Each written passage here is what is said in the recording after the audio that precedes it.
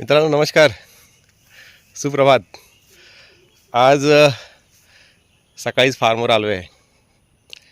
विशेष असं काही काम नाही आहे, पण मशरूम, जंगली मशरूम गेल्या वर्षी मला साधारणतः 15 जुलैच्या दरम्यान इथेच फार्मवरती मला मशरूम आढळली होती. आणि मशरूम असं म्हणतात की त्याच दरम्यान येत असतात दरवर्षी. तो एक पिरियड असतो ठरलेला आणि त्या पिरियडमध्येच ती येत असतात. म्हणून ह्या आठवड्याभरामध्ये ती मिळतील असं मला अपेक्षित आहे. म्हणून 2 दिवसापूर्वी मी इथे आलो होतो, पण त्यावेळी काही मला मिळाली नाहीत. आणि आज पुन्हा आलो आहे, कारण असं वाटत राहतं की मशरूम ही अशी गोष्ट आहे, प्रेशियस गोष्ट आहे, आणि ती अशी पावसामुळं किंवा आपण न आल्यामुळं ती उगवून खराब होऊन जातील. आणि म्हणून आज आलो आहे पुन्हा एकदा. बघूया आज मिळतात का. सकाळी ज्यावेळी आलो मी इथे ते खूप पाऊस होता, पण आत्ता थोडी उघडी पडलेली दिसते.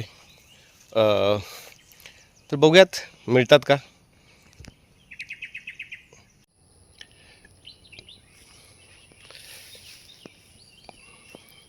गेल्या वर्षी मला कुंपणा शेजारी ही जी पाण्याची टाकी आहे, ह्या पाण्याच्या टाकीच्या बाजूला इथे एक छोटंसं करवंदीचं झाड आहे. त्या झाडाच्या बुंद्यामध्ये मला इथे सापडली होती. बघूयात आज आलेत का, तिथे उगवलेत का. हे करवंदीचं झाड, तिथे बुंदा, तिथे मला ती गेल्या वर्षी सापडली होती. बघूया आजूबाजूला कुठे दिसतात का.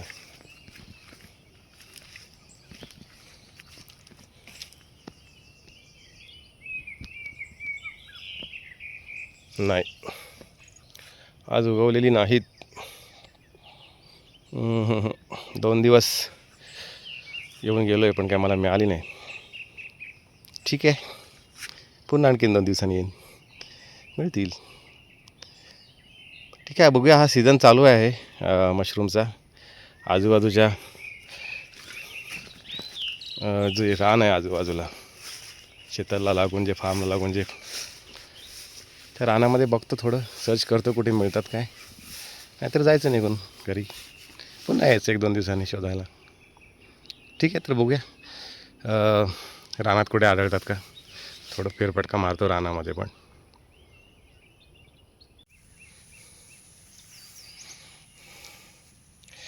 या फार्मच्या बाजूला एक कुरण आहे आणि वरती जंगल आहे.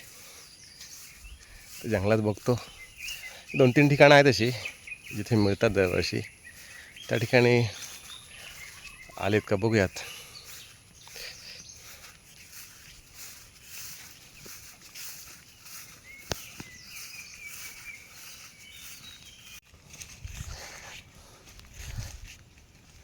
ही जी मशरूम्स आहेत ही वारुळाला लागून येतात. हे वारुळ आहे, हे माझं कंपाऊंड आहे. कंपाऊंडात लागून इथे एक वारुळ दिसतंय. तर अशा वारुळाच्या ठिकाणीच शोधायचं, म्हणजे ती मिळतात. पण आता इथे काय उगवलेली नाही आहेत. बघूया दुसरं ठिकाण आणखी कुठे मिळतात का.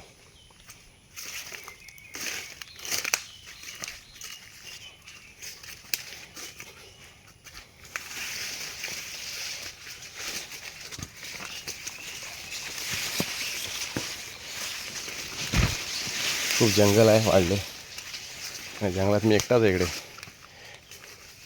हे बघा काय जंगल आहे, घनदाट जंगल.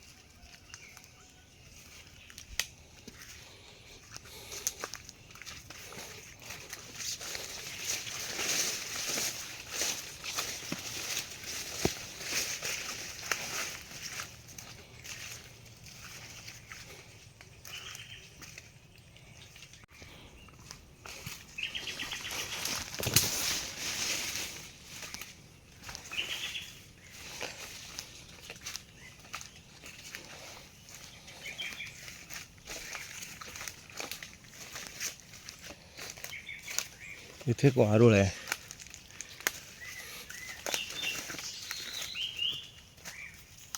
तिथे काय उगवलेले नाही आहेत.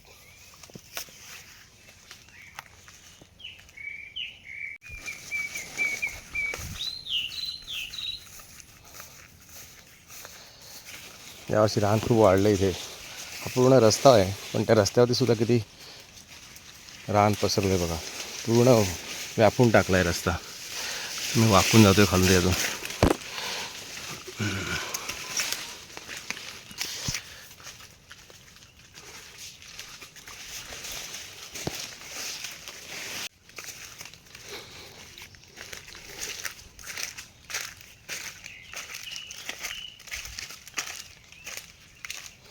इथे एक वारुळ आहे. इथे गेल्या वर्षी मी आले होते या वारुळावर.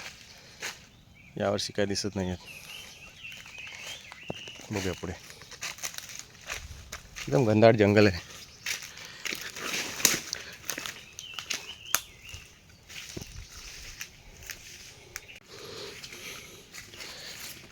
ते जरा वरती घुसून बघूया रानामध्ये. हां, इथे एक वारुळ आहे, पण तिथे काही उगवलेलं दिसत नाही आहे. इथे दुसरं वारुळ आहे, इथे पण काय दिसत नाही.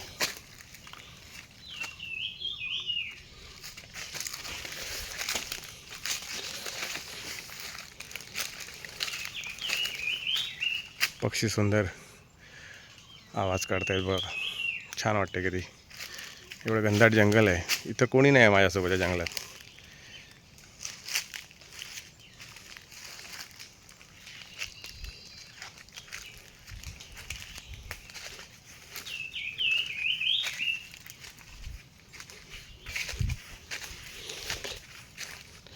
चला पुढे बघूया कुठे मिळते का. हां, फार्मपासून साधारणतः अर्धा किलोमीटर मी चालत आलो आहे पुढे जंगलामध्ये. 2-3 ठिकाणी पाहिली, पण ठीक आहे, अजून मला मशरूम कुठे आढळले नाहीत. बघूया काय पुढे मी जातोय, मिळतात का बघूयात.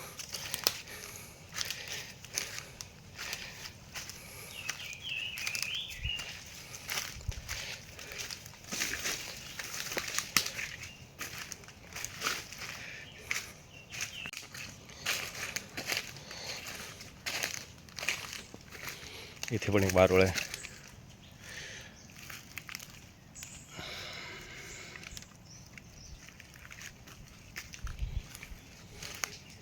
चला पुढे बघूयात.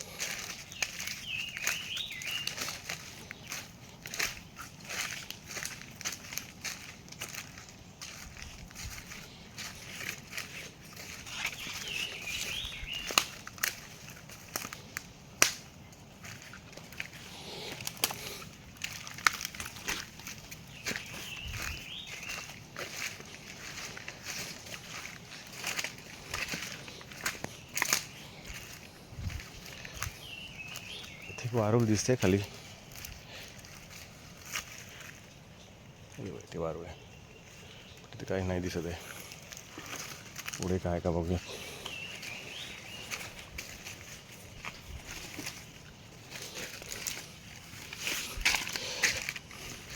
मिळायचे चान्सेस जास्त आहेत, कारण आजूबाजूच्या गावांमध्ये ना काही शेतकऱ्यांना मिळू लागलेत. अरे वा, बघितलं हे बघा, शेवटी मला मिळालीच. हे बघा किती सुंदर. एक कळे तिकडे, आणि इथे हे पूर्ण वाढ झालेलं मशरूम आहे. वा, हे बघा.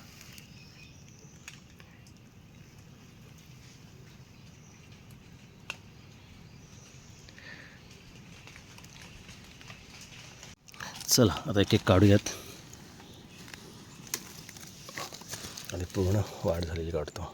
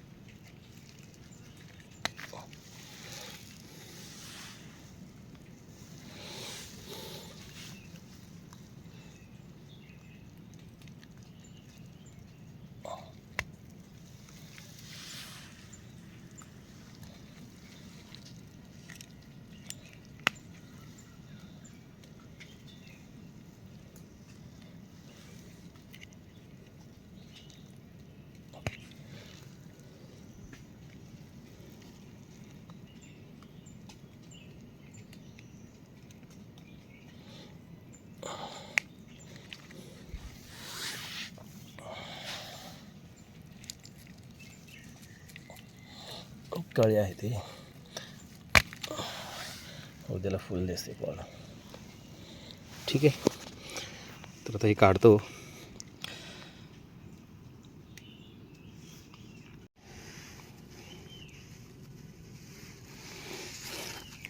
तर मित्रांनो, हे आहेत मशरूम्स, जंगली मशरूम, ज्याला आपल्या ग्रामीण भागामध्ये रोहणं म्हणतात आणि मराठीमध्ये अळंबी म्हणतात, अळंबी. तर ही आहेत मशरूम्स, जंगली मशरूम. साधारणतः 25-30 मशरूम्स मला आता इथे मिळालेत या वारुळामध्ये. विशेषतः ती वारुळामध्ये जी भुसभुशीत जमीन असते त्या जमिनीतच ती वाढतात. हा सुद्धा एक बुरशीचाच प्रकार आहे, पण तो खाण्यायोग्य आहे. ही जी रोहणं जे म्हणतो आपण, ही एडिबल आहेत, ते आपण खाऊ शकतो. बऱ्याचशा अशा जी मशरूम्स असतात त्यातली काही बरीचशी विषारीसुद्धा असू शकतात. त्यामुळे ती काळजीपूर्वक त्याचं हे करून काळजी घेऊनच ती आपल्याला शिजवायला हवी. पण हा जो प्रकार जो आहे ना, हा पूर्ण त्याला रोहणं म्हणतात. आमच्या ग्रामीण भागामध्ये रोहणं म्हणतात, ज्याचा अशा पद्धतीनं त्याचं एकंदरीत हे असतं, त्याचा काय म्हणू आपण त्याला, ते अशा पद्धतीने दिसतं. वरती मधोमध एक काळा डाग असतो आणि बाजूला फिकट अशी शेड्स असतात आणि पूर्ण सफेद नसतं ते, अशा पद्धतीचं असतं. तर ही 100% रोहणंच आहेत आणि खाण्यायोग्य आहेत आणि त्यात आपल्याला मिळालेत, याचा एक विशेष आनंद आहे. तर जंगलामध्ये मी आलो, एवढ्या कोणीच नाही आजूबाजूला परिसरात, तर ही मला आज मिळालेत. शेवटी मी जी मेहनत केली आहे त्याचं फळ मला निश्चितपणे मिळालं आहे. मेहनतीची रोहणं मला 100% मिळालेली आहेत आणि आता मी निघणार. आता पिशवीत भरतो आणि निघतो. जाता जाता कुठे आणखीन मिळाली तर काय उत्तमच. ठीक आहे. बऱ्यापैकी मशरूम्स मिळालेत, ते आता मी पिशवीत भरून घेतलेत. आता परत फार्मकडे चाललो आहे. बघूया जाताना वाटेत पुन्हा कुठे मिळाली तर लक्ष ठेवून राहतो.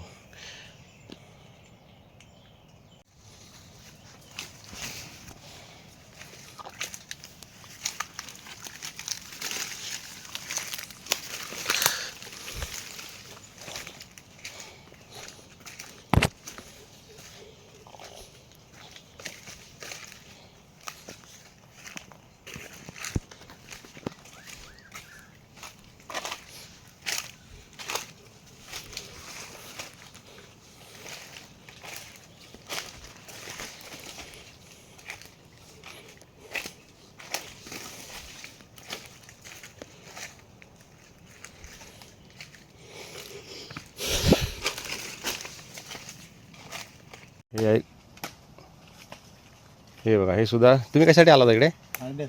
आम्ही मिळाली काय? हां, नाही मिळेल ना. बघा, हे काका सकाळी लवकर आलेत अळंबी शोधण्यासाठी, पण ते काही त्यांना पण मिळाले नाही आहेत.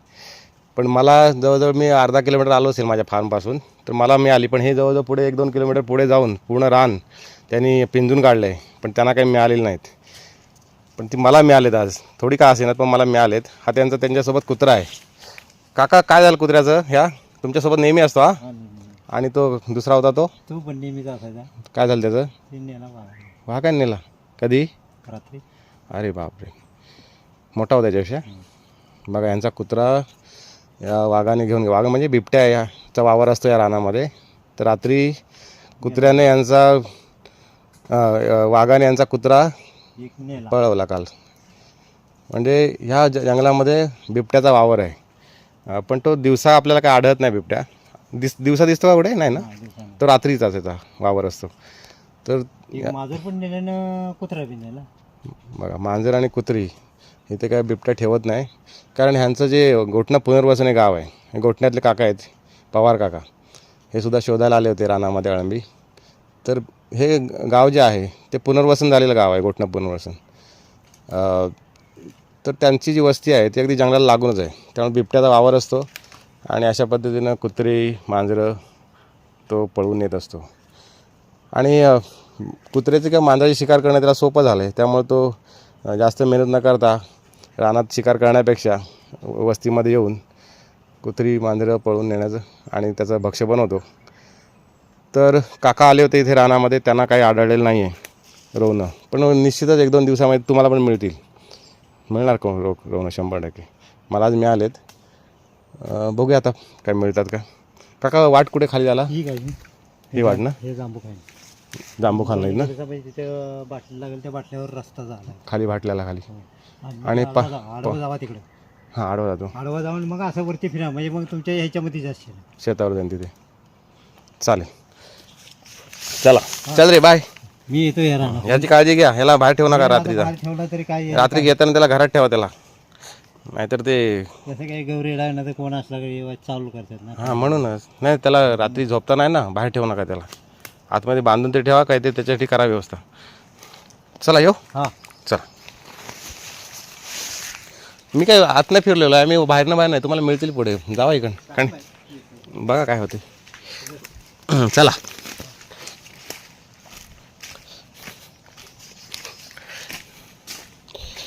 तर हे गोठण्यातले काका होते.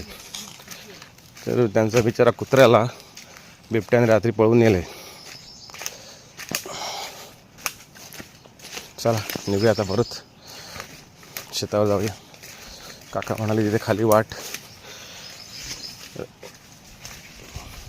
खाली गेले वाट. हां बघा, ते एवढं पुढे माझ्यापेक्षा जास्त सकाळपासूनच ते फिरतायत या रानात, पण त्यांना मिळाली नाहीत, पण ती मला मिळाली.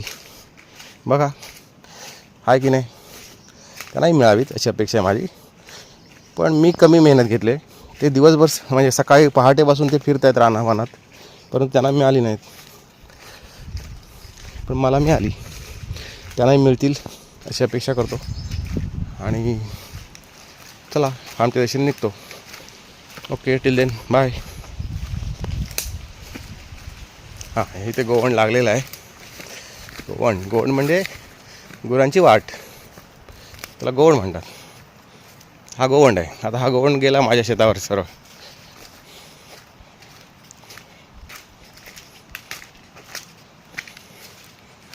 घनदाट जंगल. या रानात वेळ कसा जातो कळत पण नाही, पण एक वेगळं समाधान आहे.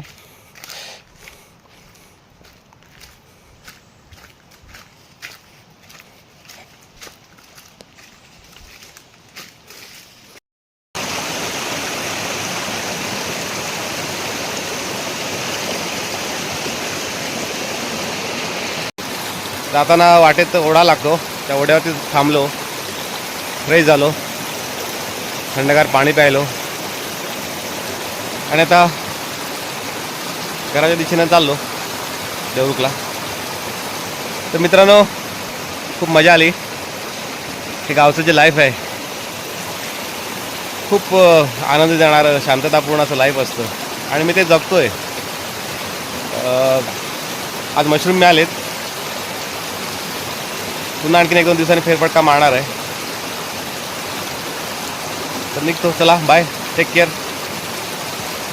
Bye bye.